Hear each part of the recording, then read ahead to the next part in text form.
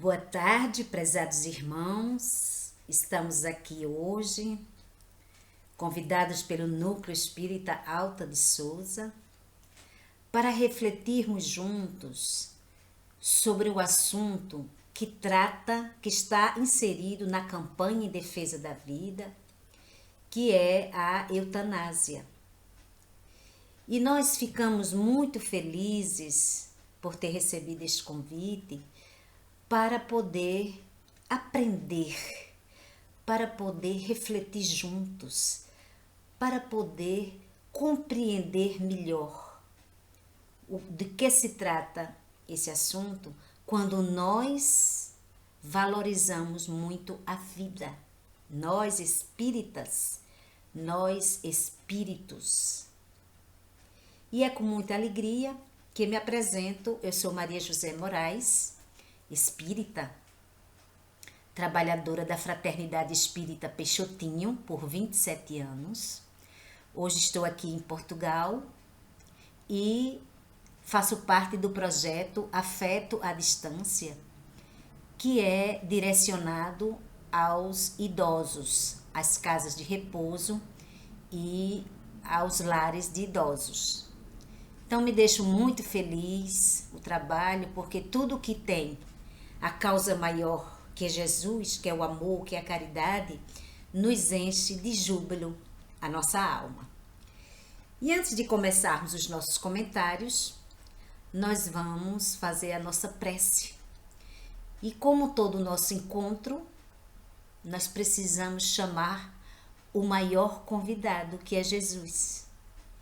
Então, nesse momento de oração, mentalizemos Jesus, o nosso mestre, o nosso guia, o nosso irmão maior, para que possamos, primeiramente, agradecer a sua presença amorosa em nossas vidas, que sempre nos deu, através dos seus ensinamentos, o exemplo da humildade, do amor ao próximo, da paciência, da esperança, da perseverança, da compaixão, da indulgência e tantas lições que estão lá, narradas nos evangelhos, onde Jesus pregou e exemplificou cada lição dessas, que sirva para nós como roteiro, que nós possamos ser ajudados e somos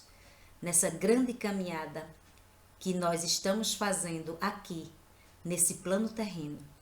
Que Jesus nos abençoe, que os nossos amigos espirituais também nos encorajem para a luta, nos ampare e que a paz de Jesus esteja com todos nós, com vocês aí que estão acompanhando esta palestra e com toda a equipe de trabalhadores e da equipe espiritual que fazem parte do Núcleo Espírita Alta de Souza.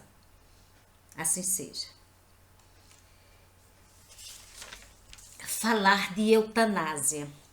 Nós sabemos que a eutanásia é uma forma de morte assistida em que o ato de um profissional de saúde, ele leva um doente à morte por sua vontade. A palavra eutanásia, ela vem do grego eu, que significa boa, e thanatos, que significa morte. Ou seja, a eutanásia é a morte boa, é a boa morte, e remete ao ato de tirar a vida de alguém por sua solicitação, de modo a acabar com o seu sofrimento. A prática da eutanásia, ela pressupõe ignorância das coisas do espírito. Daí a ideia de pobreza espiritual. Desde a antiguidade, os médicos fazem o juramento de Hipócrates, comprometendo-se em curar os doentes, em respeitar a sua dignidade e preservar a vida. Mas ao longo da história, a motivação para a eutanásia se fundou em fatores políticos, sociais e até médicos, nem sempre importando para esses a vida, o papel da vida espiritual, né? Ou mesmo frente aos valores cristãos. E o que podemos dizer das doenças incuráveis e de grande sofrimento? Ora, nós sabemos que a gravidade das doenças, os efeitos dos acidentes incapacitantes e irreversíveis, né, geram grande sofrimento para o corpo físico. E isso acende muito o debate para a eutanásia. As doenças hoje tidas como incuráveis, elas podem ser revertidas tendo em vista o avanço da ciência e de suas novas descobertas. Vamos lembrar que os antibióticos, quando ainda não existiam, eles levavam à morte, as infecções levavam à morte. E com o surgimento dos anestésicos, isso revolucionou a medicina e, assim, possibilitou a conter a dor. Então, nós vamos compreender que hoje o que se mostra como incurável, amanhã pode não ser, desafiando a ciência, né, para as novas pesquisas em benefício da humanidade. Mas o que pensar da eutanásia na visão espírita? Todo ato que abrevia a vida no corpo físico, ela é contrária aos códigos divinos. É uma infração à lei de Deus. E Deus, e somente Deus, é quem promove o nosso retorno à espiritualidade. Então, a eutanásia, ela interrompe a depuração do espírito, uma vez que ela antecipa a sua partida, provocando a desencarnação. Nós vamos perceber, e a literatura espírita nos diz muito, que tudo aqui nesse plano terreno, no programa reencarnatório, é importante para a bagagem de conhecimento, de conquistas do espírito. Para quando nós retornarmos à espiritualidade, nós vamos ver, vai ser analisado o que nós conquistamos de bom e o que nós falhamos, o que nós não cumprimos na programação reencarnatória e o que nós adquirimos nessa nova experiência, nessa última experiência. Por mais longa e dolorosa que seja essa dor, essa enfermidade, ninguém tem o direito, em nome da piedade fraternal, né, de aplicar a terapia do repouso sem retorno. Mesmo que o paciente, parecendo exausto de sofrer, mesmo que ele solicite, que autorize essa medida extrema, nunca será de direito a aplicação de recurso último. Então, nós vamos ver que há muita gente que não compreende bem o que é isso e, pela própria ignorância, chegam a dizer assim: mas é melhor ter uma boa morte, é melhor que Deus leve do que ficar sofrendo, vegetando em cima de uma cama. Porque é doloroso para a pessoa que está lá, o enfermo, e é doloroso para os familiares que acompanham. Entretanto, apesar de restar a mínima esperança para a recuperação do enfermo nessas enfermidades irreversíveis, né?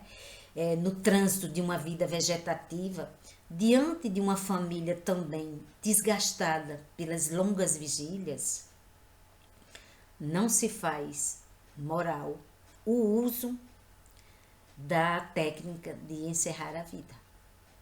Então, a eutanásia, nesse sentido, é crime. Vou repetir. A eutanásia é crime. E um dia desaparecerá da Terra quando a sociedade progredir em valores morais fundamentados na realidade do espírito. A doutrina espírita, ela defende a vida porque a oportunidade encarnatória deve ser muito valorizada, sempre, porque é uma oportunidade que o espírito recebeu para fazer a corrigenda, o recomeço de maneira melhor. Então é uma oportunidade bendita. O que ele vai passar na experiência reencarnatória é compatível com aquilo que é necessário. Embora nós adquirimos mais coisas desnecessárias quando nós estamos distraídos com a vida terrena, com as ofertas do mundo terreno, que iludem a nossa visão espiritual. A possibilidade da aproximação do fim da vida, ela pode ser a última oportunidade que o espírito tem para repensar nos seus valores, nas suas atitudes, né? E modificar a sua conduta rumo às experiências futuras que o aguardam no seu retorno espiritual. Tenho aqui no Evangelho segundo o Espiritismo, o capítulo 5, o item 28, o Espírito São Luís diz: guardai-vos de abreviar a vida, ainda que de 1 minuto, porque esse minuto pode evitar muitas lágrimas no futuro. Ou seja, os pontos de vista terreno não são capazes de traduzir os insondáveis mistérios da alma. Os últimos sopros da vida de um espírito, de um doente em estado terminal, eles podem ser a derradeira oportunidade para um arrependimento, para uma reconciliação, para o perdão, e que não cabem pré-julgamentos da ciência terrena. Então, nós que já compreendemos a vida espiritual, que é a vida verdadeira, nós já sabemos que todo minuto para o espírito é importante, porque é naquele tempinho curto que muitas coisas podem acontecer dentro do espírito, nas suas reflexões, no seu repensar, né? E quantas vezes já ouvimos dizer que no leito da morte há arrependimentos, perdão, reconciliação. Já nos últimos instantes, o moribundo e aquele que o visita se reconciliam porque ele pressente que está chegando o momento derradeiro. Os dias e as horas finais de uma existência, mesmo em meio a extremas condições para o corpo físico, significam preciosos momentos de reflexão, né? E não só para o espírito, mas também para os entes próximos, os seus familiares que assistem a toda aquela situação de dor. Para o espírito, a dor nos mostra também com um caráter educativo, né? E por isso que diz, a dor é bendita. Por que dizemos isso? Porque através da dor muitas mudanças ocorrem. É o divisor das águas. É quando enfrentamos uma dificuldade grande, uma dor grande, que nos leva a pensar muito, que nos arranca da situação em que nós estamos meio acomodados, que nos obriga a lutar, que nos direciona a procurar a ajuda do alto, numa aflição tamanha. Essa dor modifica alguma coisa em nós. E por isso dizemos que é bendita, e por isso também dizemos que é o divisor das águas, porque muitas vezes, antes daquela situação, nós éramos de um jeito, nós agíamos de um jeito, e depois daquela situação de aprendizado, uma situação de momentos dolorosos, nós passamos a ter uma conduta modificada. quantas pessoas que são de temperamento assim, explosivos, agressivos, quando vivenciam ou uma dor, ou uma enfermidade, ou de um ente querido, e que parte para a vida espiritual, elas passam a ficarem mais quietas, mais serenas, porque repensam em tantas e tantas coisas, principalmente nos valores que aplicavam na convivência com aquela pessoa. Então veja como é importante cada momento para o espírito na sua oportunidade redentora de corrigir-se, de refazer-se melhor. Os sofrimentos materiais, por mais intensos que sejam para o corpo, eles se convertem em um caminho para a melhoria do espírito. Normalmente é assim.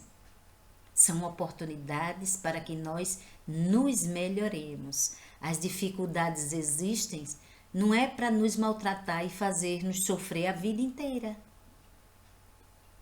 As dificuldades estão nos nossos caminhos para o aprendizado, para que dali nós extraiamos algo positivo em nossas vidas, para que nós nos amadureçamos mais, que tenhamos uma visão mais alargada das coisas que vêm de Deus.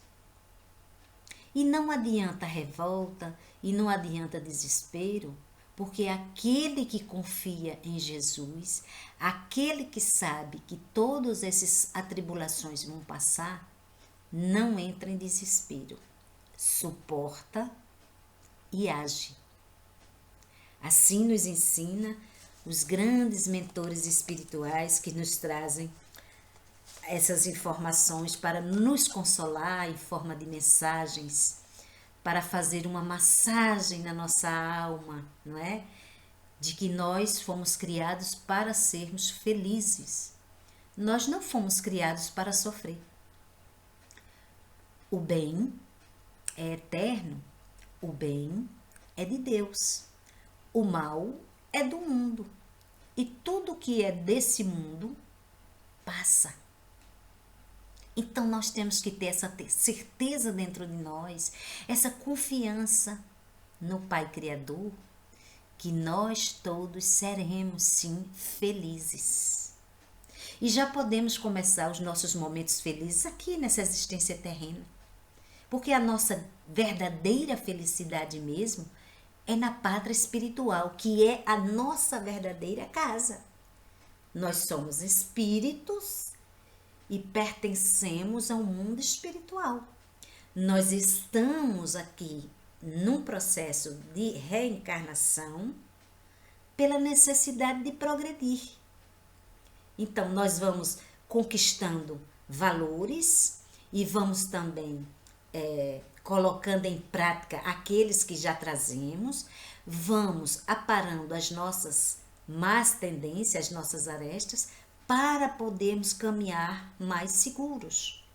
Infelizmente, pela visão torpe do homem, nós nos atrapalhamos muito nessa caminhada, porque nós vamos dar mais atenção às coisas desnecessárias à nossa vida espiritual. Nós vamos nos distraindo com aquilo que o mundo terreno nos oferece e nos esquecemos um pouco daquilo que é mais importante. Então nós vamos perceber o quanto a vida é valorizada, porque a vida quem nos deu foi Deus. E somente Ele, só compete a Ele trazer de volta a pátria espiritual a todos nós. Somente a Ele. Quem se atreve a fazer isso, a abreviar a vida de alguém, a tirar a vida de alguém, comete uma grande infração, um grande desrespeito à lei de Deus. Nós temos informações aqui que a eutanásia, ela não é considerada crime em 4 países da Europa: Holanda, Bélgica, Luxemburgo e Suíça. Nos Estados Unidos, em 5 estados, a eutanásia já é permitida. No Canadá também. Na América do Sul, 2 países já praticam a eutanásia, o Uruguai e a Colômbia. Mas no Brasil, graças a Deus, a eutanásia é crime. Aqui em Portugal também é crime. E por que eu digo graças a Deus? Porque é um ato de desrespeito à vida. Seja ela de que maneira seja, mas para o espírito é uma oportunidade de refazer seus pensamentos, suas reflexões, os seus sentimentos. Então, por mais que nós, com esses olhos físicos, vejamos um quadro de um paciente com uma enfermidade grave, irreversível, num estado de coma, numa vida vegetativa, onde muitas vezes os familiares dizem assim, é melhor que Deus leve logo, né? Do que viver vegetando. Eu mesmo não quero viver vegetando sob aparelhos. Mas é porque isso significa ignorância da vida espiritual. Porque se nós já percebermos com as informações que nós temos, que a doutrina dos espíritos nos oferece, nós já vamos perceber assim, mas isto é necessário para que ele possa vivenciar essa situação. Isto é necessário para que os familiares também possam acompanhar essa situação e fazer suas reflexões, as suas mudanças de pensamentos e de valores.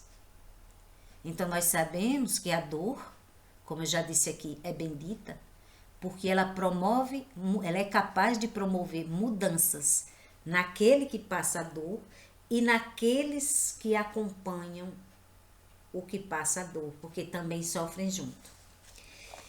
Eu me lembrei das histórias de Chico Xavier, e conta uma história que Chico Xavier visitou durante muitos anos um jovem que tinha um corpo totalmente deformado e que morava num barraco à beira de uma mata. A mãe desses jovens também era doente, muito doente, e Chico a ajudava a banhá-lo, a alimentá-lo e a fazer a limpeza daquele local, daquele pequeno cômodo que eles moravam. E o quadro era tão estarrecedor que numa de suas visitas, junto com as pessoas que o acompanhavam, né, um médico que estava ali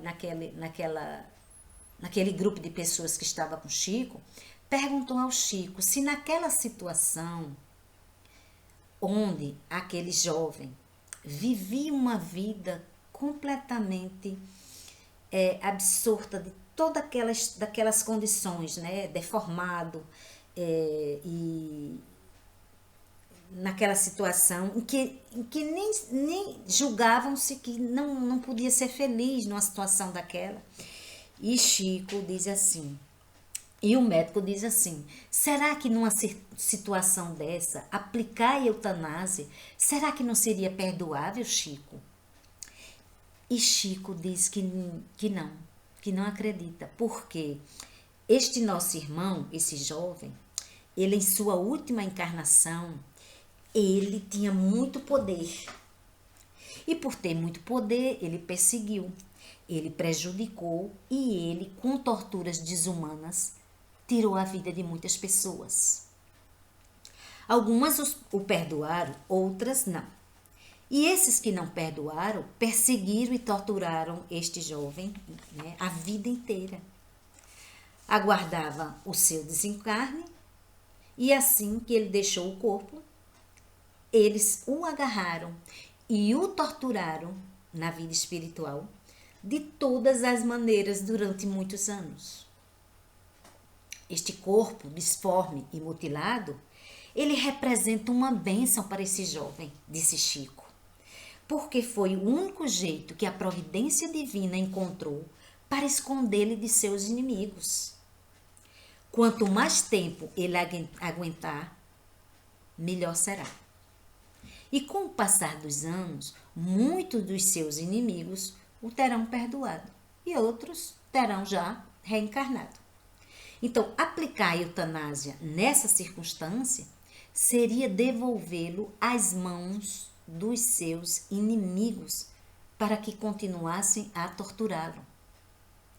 E o médico pergunta: Chico, mas como é que ele vai resgatar esses seus crimes?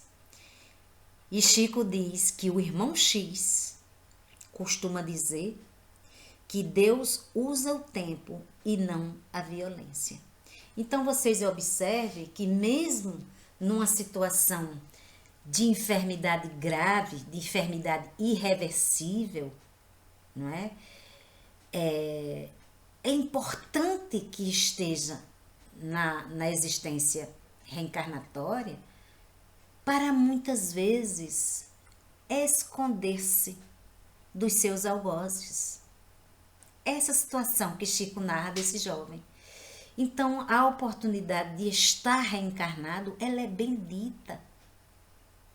Ela é de aprendizado, é de progresso, é de corrigenda, mas é também uma bênção, porque é uma oportunidade sagrada que o espírito recebe para poder fazer melhor, para poder se depurar, para poder cumprir aquilo que faltava ou fazer melhor aquilo que fez de maneira enganosa, para quando retornar ao mundo espiritual, a sua bagagem, o seu patrimônio espiritual esteja melhor, para que chegue numa condição melhor.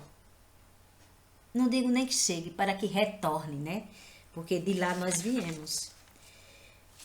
Os autores espirituais, eles falam muito também sobre a eutanásia.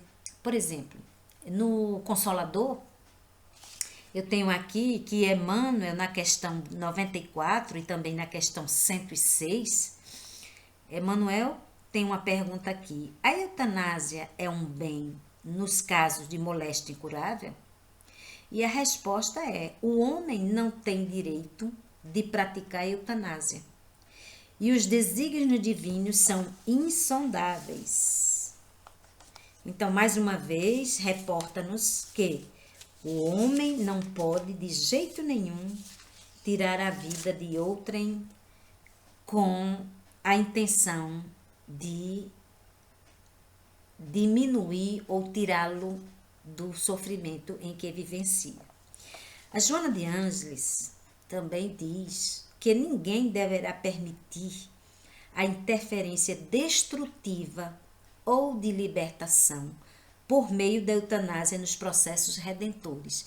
Quando ela diz nos processos redentores, nós vamos lembrar que o processo da redenção é o processo de aprendizagem, de reaprender, de refazer. A redenção é a oportunidade de se redimir, de se corrigir, de se melhorar. Então, ela diz que ninguém deverá permitir a interferência destrutiva ou de libertação por meio da eutanásia. De tão importante que são aqueles minutos, aqueles momentos, mesmo de grande dor, mas é que é importante para o espírito. André Luiz, nos Obreiros da Vida Eterna, ele cita o episódio de Joaquim, que é um doente grave em estado terminal, e o médico pensa na possibilidade de aplicar a eutanásia, mas a espiritualidade tenta intervir para que a morte dele ocorra naturalmente. Nós sabemos que muitas vezes os doentes com uma enfermidade terminal e que os médicos já falam para os familiares que não há mais condições daquele quadro se reverter favorável ao paciente, e muitas vezes o mandam para casa.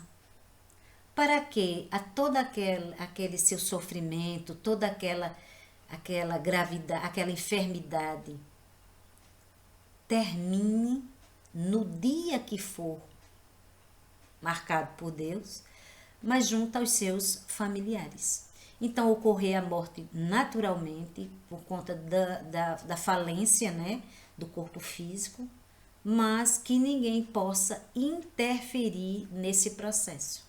Porque, como nós já dissemos aqui, somente a Deus compete o nosso retorno à espiritualidade. A mais ninguém. Quem se atreve a fazer isso, seja de qual forma for, está cometendo um homicídio.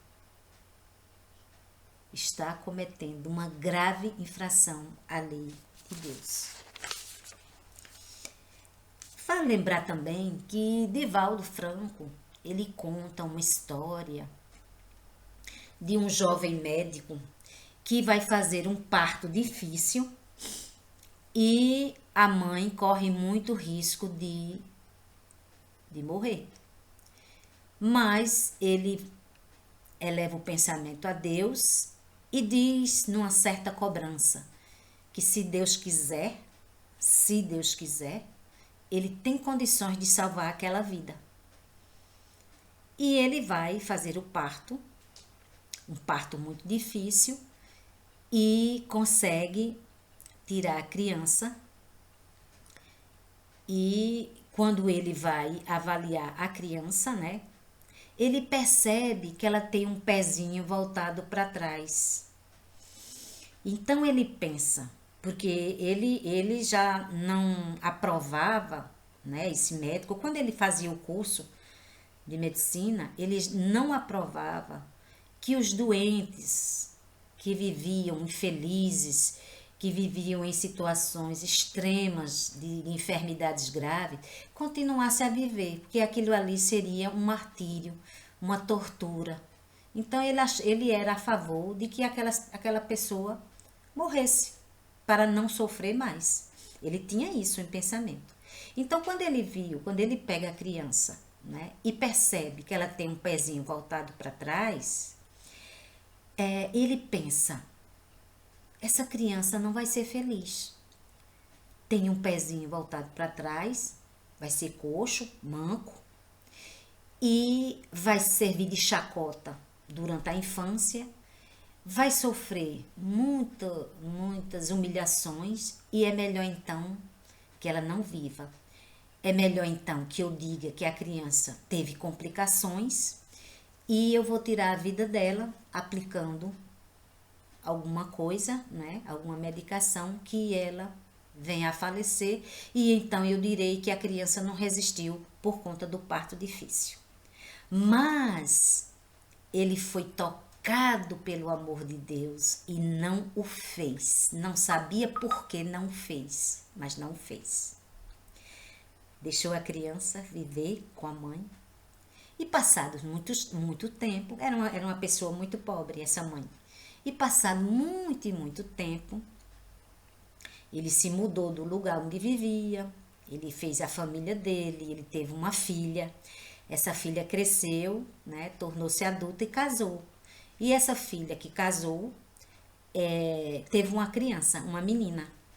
Então, esse jovem casal, a filha dele, o genro e a neta, né, viviam todos perto um do outro, mas num dia fatídico, sofreram um acidente de carro e o carro ficou. E eles viajaram e a neta ficou com esse médico, que esse avô. Então, o casal, a filha e o genro, morreram carbonizados, e este médico, né, já um senhor já de idade, maduro, ficou a cuidar da neta. A neta a neta era tudo para ele, é coisa assim, encheu ele de alegria na vida. E os cuidados então, principalmente depois que a menina ficou sem os pais. E quando essa menina tinha de 5 para 6 anos, de 6 para 7 anos, uma coisa assim, ela contraiu uma virose, ela ficou muito doente, febril, e ele, como avô médico, também ficou muito preocupado, e ele foi procurar o melhor especialista em pediatria para cuidar de sua neta. E quando lá chegou, o médico avaliou a menina e disse, olha, ela tem uma virose grave que é desconhecida, ninguém consegue ainda reverter essa situação, e lamento informar que essa virose leva à morte. Ele ficou desesperado. Descobriu depois que existia um ótimo médico que morava muito longe, mas que podia ele tentar para salvar a neta. E então ele viaja e leva a neta para procurar esse Dr. Miller. E quando lá chegam, é um lugar muito simples, muito pobre, e mandam ele aguardar naquele local muito simples. E quando lá chega um médico muito simples e olha para a menina e ele explica toda a situação. E estava ali diante do melhor especialista das redondezas, né? E o médico disse que realmente ela tinha uma virose e que essa virose era desconhecida, né? Essa ação desse vírus era desconhecida, que pelo que se sabia realmente leva à morte e que ele não podia fazer nada. Mas ele tinha em mente uma medicação que ainda não tinha sido testada, mas que ele não podia fazer isso com a criança. E o médico avô disse que estava ali fazendo de tudo para salvar a neta dele, que ele, por favor, fizesse tudo o que fosse possível para salvar a neta dele. Mas ele disse, olha, mas se eu aplicar essa medicação, pode dar certo, como pode não dar certo. Se não der certo, essa criança realmente vai ser levada à morte. E ele repensa, o médico avô, põe o seu pensamento a Deus e diz, se quiseres, pode salvar esta vida. E então, ele autoriza que o médico Dr. Miller aplique o medicamento na menina. Aplicou, a febre passou, a menina foi tendo uma condição melhor, foi melhorando aos poucos, deu certo. E o médico avô ficou muito agradecido ao Dr. Miller, né, que era ainda jovem, e ele disse assim, Dr. Miller, mas me diga, o senhor tem um defeito no pé, na perna? E ele disse, eu tenho no pé, eu sou coxo, sou manco. Mas não me importa, isso não me diminui em nada. E ele diz assim, Dr. Miller, como é o seu nome todo, né? E ele diz assim, olha, eu nasci muito pobre, minha mãe muito pobre, ela entrou em trabalho de parto e um médico conseguiu salvar a vida da minha mãe e a minha. Então, eu não sabia quem era esse médico, mas minha mãe queria muito agradecer por ele ter salvo a minha vida e a da minha mãe. E quando ela saiu do hospital, não disseram o nome do médico, mas ela viu na papelada lá escrita o nome do médico. Então, o meu nome é em homenagem ao médico que me salvou, que era o nome do médico avô, quem fez o parto deste médico. Então, vejam a situação toda, que o médico avô, quando jovem, era a favor da eutanásia. E queria aplicar a eutanásia no menino, que tinha um pezinho torto. Não fez. Recorreu a Deus e Deus o inspirou que ele não fizesse. Passado muitos e muitos anos, ele vivencia a doença da neta e ele se depara com aquele menino do pé torto que hoje um médico, quem foi que salvou a vida da sua neta. Então essa história de Valdo sempre conta nas palestras e é assim, cheia de detalhes e é realmente uma coisa espetacular para a gente pensar e repensar e ter a certeza, né, da ajuda de Deus em tudo em nossa vida, que nada é por acaso, que nós estamos no lugar certo, com as pessoas certas, não é? Para nós realizarmos a nossa missão, o nosso papel. Então, é preciso compreender isso. E cortar uma vida no final da reencarnação, como nós já falamos aqui, é suprimir a oportunidade que o espírito tem de superar-se, levando em sua volta ao mundo espiritual a condição de vencedor, a condição de que venci, sabe? Faz lembrar as palavras de Jesus: no mundo sofreis atribulações, mas tem de bom ânimo, eu venci o mundo. E a eutanásia, em suma, ela é uma forma de homicídio, né? Pelo qual os seus autores, o enfermo que solicita, o médico que pratica, os familiares que concordam, todos esses, no porvir, responderão em grau compatível com as suas causas determinantes. Então, ninguém fica sem prestar contas numa situação como essa. Então, como o tema diz se a eutanásia é opção, a resposta é não. A eutanásia não é a opção. E isso está apoiado nos princípios cristãos e pela doutrina espírita. Os minutos finais de uma vida, de uma encarnação, ela pode ser um tempo necessário para que o espírito tome consciência dos seus erros, para que ele possa também se arrepender, para que ele veja realmente o que é que fez de sua vida, como foi que aplicou os seus valores. E com base nessa fé raciocinada, a eutanásia é um gesto de insubordinação, é um gesto de rebeldia da criatura perante o seu Criador. E no decorrer do tempo, todos os envolvidos responderão por ele, por essa eutanásia, por esse crime.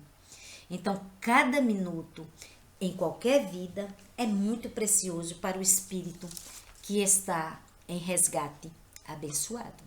Então, vejamos, meus irmãos, o quanto é importante nós sabermos disso, o quanto é importante nós valorizarmos a vida, o quanto é importante nós compreendermos que nos lugares onde a eutanásia é permitida, essa sociedade vai prestar conta desses atos que são desrespeitosos, desobedientes à lei maior, que é a lei de Deus.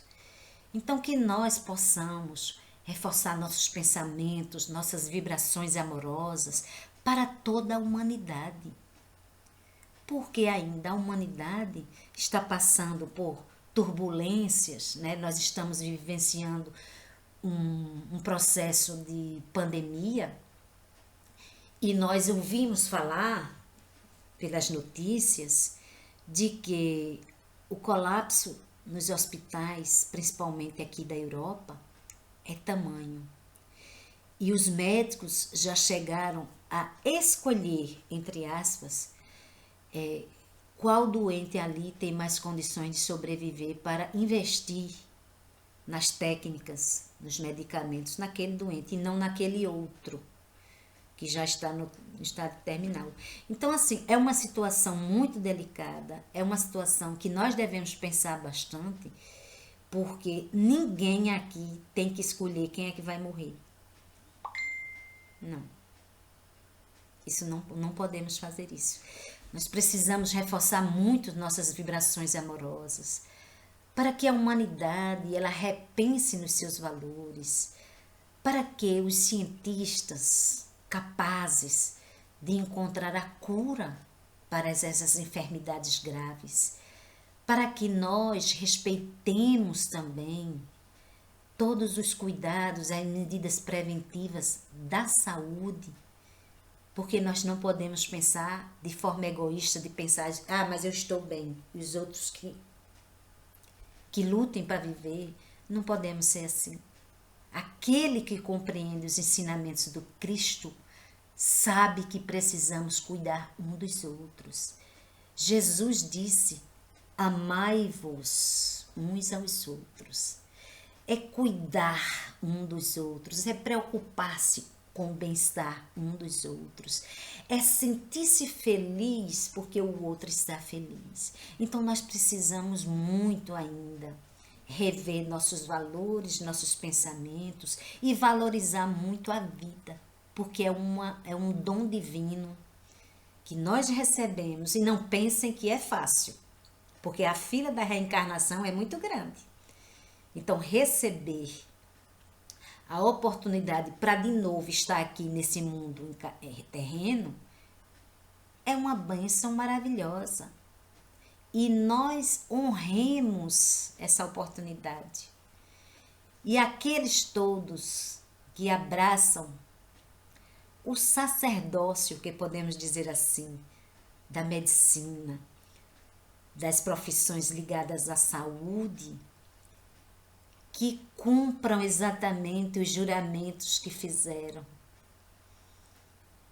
de tentar curar os doentes, de respeitar sua dignidade e de preservar a vida. Isso é muito importante. Então, que nós possamos refletir juntos sobre esse assunto e que cada vez mais cada um diga para si mesmo: obrigado, meu Deus, pela vida que eu tenho. Mesmo uma vida de muita dificuldade, mesmo uma vida com enfermidades, mesmo uma vida cheia de atribulações, mas Deus não desampara ninguém. Jesus disse: nenhuma ovelha se perderá. Nenhum de nós pode se sentir órfão, porque Deus está conosco. A misericórdia de Deus é gigantesca. E sabe que cada um que passa muitas dificuldades nas suas lutas, Deus envia recursos do céu para nos ajudar.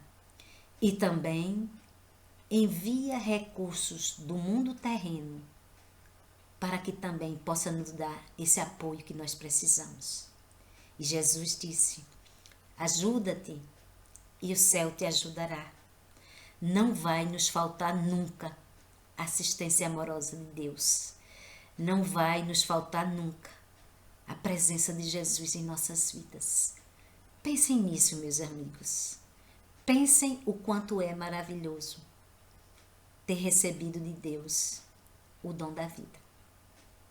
Tá bem? Então vamos à nossa prece e os nossos agradecimentos ao Núcleo Espírita Alda de Souza, a Federação Espírita Brasileira, que abraçou essa campanha em defesa da vida durante este mês de novembro, e que todos nós envolvamos em nossos pensamentos, em nossas vibrações amorosas, os nossos entes queridos e aqueles nossos adversários que tanto necessitam do amor, da compreensão, da paz, da luz, para que possam trilhar um caminho mais seguro e melhor. Vamos à nossa prece e muito obrigada pela companhia de vocês.